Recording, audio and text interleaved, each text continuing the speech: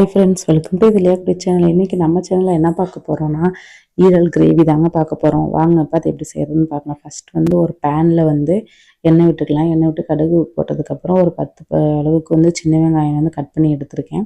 Cut பண்ணி வதங்கினதுக்கப்புறம் பெருங்காயம் சேர்த்துக்கோங்க. கருவேப்பிலை ஆட் பண்ணிக்கோங்க. இஞ்சி பூண்டு நான் தட்டி எடுத்து வச்சுருக்கேன் அரைக்காமல்.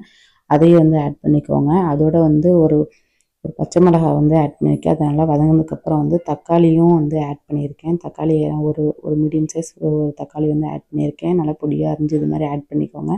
ஆட் பண்ணதுக்கப்புறம் ஒரு மசாலா ஐட்டமாக நம்ம சேர்த்துக்கலாம். தேவையான அளவு உப்பு, மிளகுத்தூள் 1 டீஸ்பூன், மிளகாய் தூள் 1 டீஸ்பூன் சேர்த்துருக்கேன். உங்கள் காரத்துக்கு ஏற்ப கூடுதலாக குறைச்சலாவோ நீங்கள் ஆட் பண்ணிக்கோங்க. நல்லா இது பச்சை வாசனை போகிற அளவுக்கு வதங்கினதுக்கப்புறம் நம்ம ஈரல் எடுத்து வச்சுருக்கோம் இல்லையா, அதையும் நம்ம ஆட் பண்ணிக்கலாம். ஆட் பண்ணதுக்கப்புறம் நல்லா 2 நிமிஷத்துக்கு நல்லா வதக்கலாம்.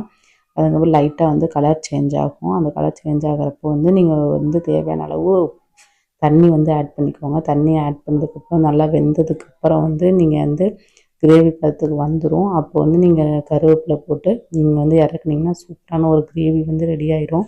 இது மறக்காமல் உங்கள் கிட்ஸுக்கு செஞ்சு கொடுங்க. இந்த மாதிரி செஞ்சு கொடுத்தா விரும்பி சாப்பிடுவாங்க. அதே மாதிரி ப்ரெக்னென்ட் லேடிக்கும் இந்த மாதிரி செஞ்சு கொடுத்தீங்கன்னா சூப்பராக இருக்கும்.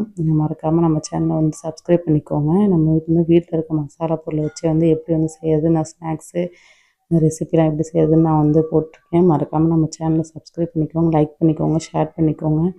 தேங்க்யூ ஃபார் வாட்சிங்.